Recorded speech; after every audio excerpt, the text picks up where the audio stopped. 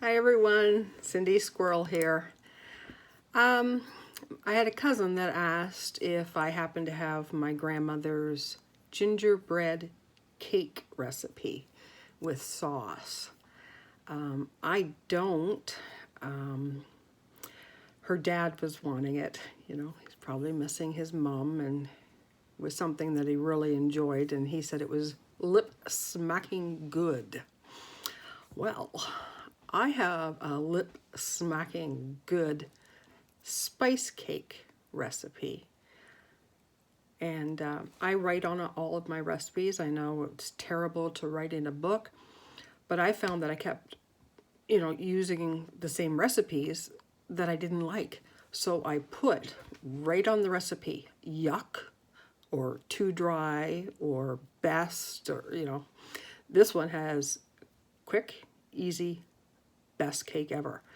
So the only thing that I'm going to change is because she wants gingerbread, I'm going to add ginger to it. And we're going to go from there. See you in the kitchen. So this recipe, I have started my oven to preheat at 350 degrees. And it says what I need is 1 cup white sugar. But you know me, I never put a whole cup in. That looks like 3/4 of a cup. Butter the size of an egg. I guess that's a fairly large egg. And talking about egg, we do need 1 egg, 3 tablespoons of molasses, and I have 1 cup of milk that I added a tablespoon of lemon juice to sour it.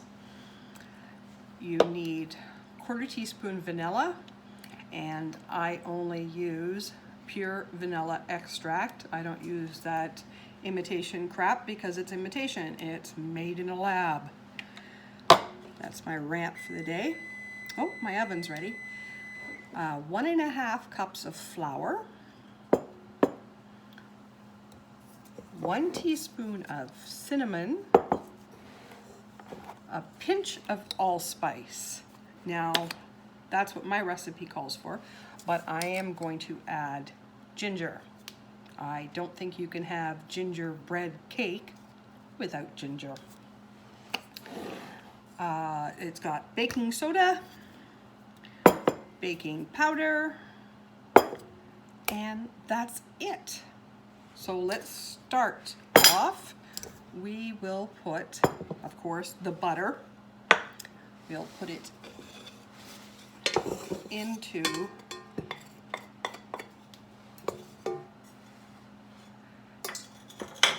and what are we going to add to the butter? Well, of course, you're going to add the sugar. Now this is when you beat the crap out of it.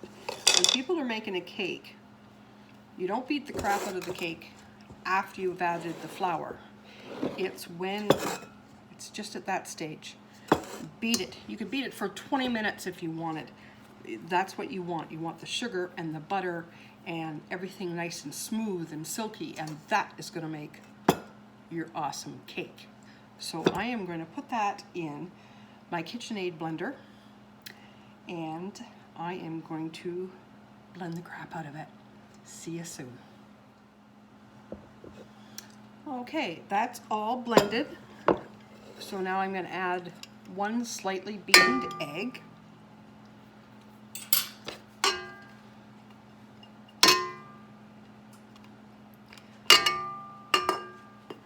And 3 tablespoons of molasses.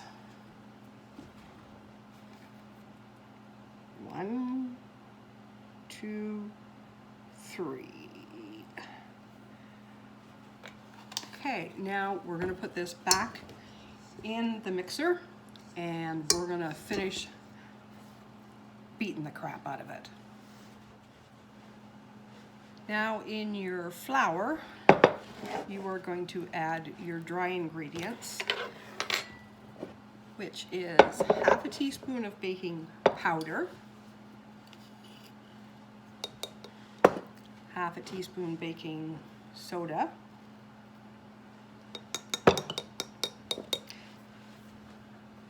one whole teaspoon of cinnamon,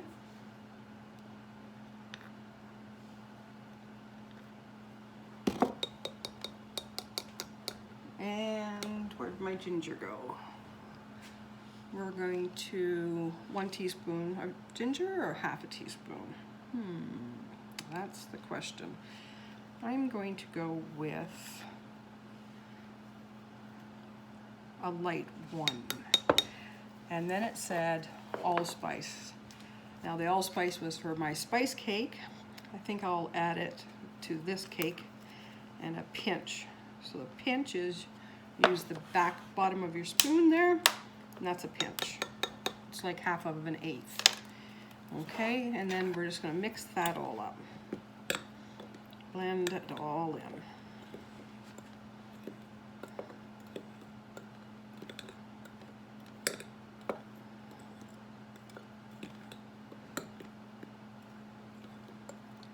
There we go. Now we're going to add some of this flour mixture, and then we're going to add some of the milk. We're going to alternate back and forth until all of this is in the KitchenAid and it's just been nicely mixed.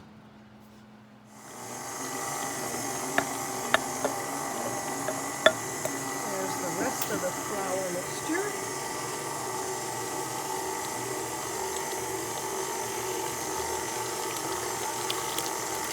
And the rest of the lumpy milk.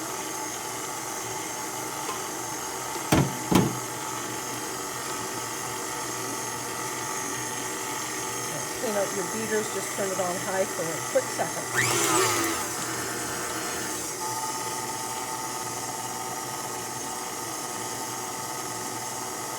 Do that until everything is incorporated. Now the recipe calls to use a square bake tin, but because it's just me here, I have greased up one of my antiques muffin tins. I think they're like mini cake tins because they make an awesome design on them. So I'm going to use this, and then what I'm going to do is I'm going to freeze them, and then when I want one, I just take it out of the freezer. Now, Uncle Jim said that it was a light cake batter, so that's definitely a light cake. So we're going to see if this is it.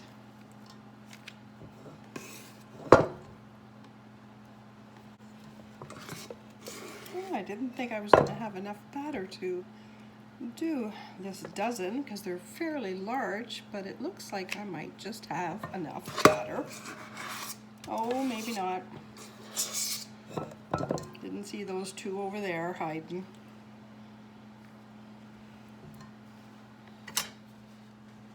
Okay, well, it only made 11. Now, for the square cake pan, it says 45 minutes, but you only half the time if you're putting them into muffin tins. So in 22.5 minutes, I'll see you later. Now, aren't those beautiful? They are nice and light. They only took, I think, 17 minutes in the oven. As you can see the hole there, I poked it with the toothpick and it came out dry. So now, while they're cooling off, I am going to make a toffee sauce. I'm not sure if that's what Grandma would have used or if it would have just been a simple brown sugar sauce. Now for this beautiful toffee sauce that I'm going to make in a saucepan, put a 1/4 cup of butter, 1/2 cup of whipping cream, 1/4 cup of brown sugar, 1 tablespoon of molasses, and 2 teaspoons of vanilla. You're gonna mix that all up. You're going to bring it to a nice rolling boil, and when it's at the rolling boil stage, you are going to carry on for 2 minutes.